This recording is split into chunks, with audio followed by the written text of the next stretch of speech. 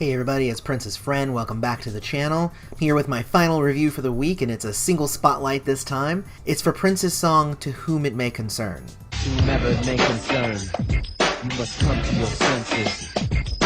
There are no kings on this earth, only princes. The new power generation, just taking control.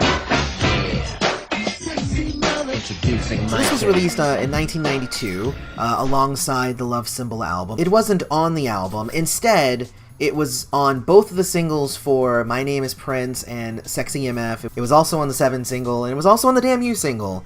Because basically what it was is it was a sampler of the Love Symbol album.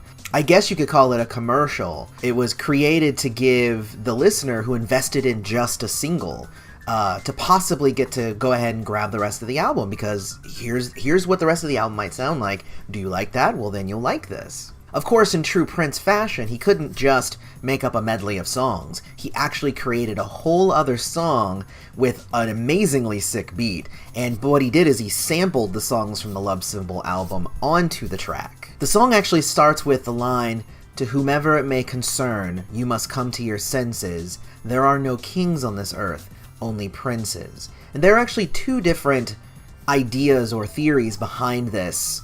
A lot of the people thought that it was a slight at Michael Jackson. But if you take Prince's philosophies and his ideas that he's already had through this point in his career, and you take it beyond the superficial and the perceived feud between the two, you realize that God is king. No one can be God except God. People can raise to great heights, but the best they can ever be is a prince if God is king.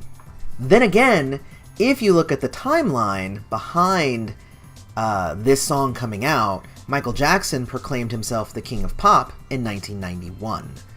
So, 1991, he proclaims himself the king of pop.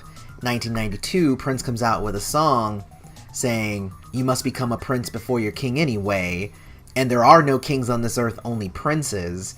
And, you know, the multiple kind of jabs at it would kind of lean in the direction of it probably is about Michael Jackson. But if you take Michael Jackson out of the equation, there's also other theories that, you know, it could be. But yeah, I actually really love this song because it's a concerted effort for us to not only hear the songs that are on the album, but it's also for us to really get to know the band.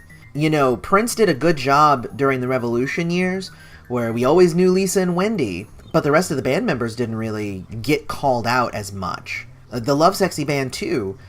Kat we know, Sheila we know, but the rest of them, yes, they got to do solos and stuff like that, but they didn't get called out as much. But here, he kind of actually starts kind of a tradition here, where he does actually start calling out the members of the band.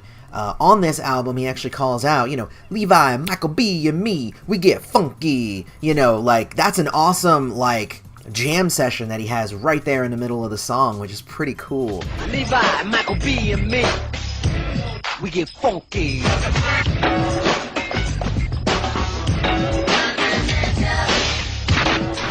He just packs so much in to 4 minutes. It's a 4-minute song.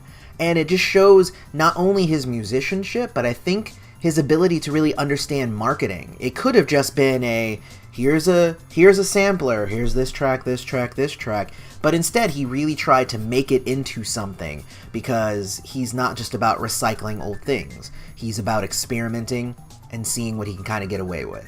But what did you think of To Whom It May Concern? Have you ever heard this song before, or is this brand new to you? Let me know down in the comments. While you're at it, don't forget to check us out on Facebook, Twitter, and Instagram. And you can support the channel on Patreon at patreon.com/princessfriend. And may you live to see the dawn.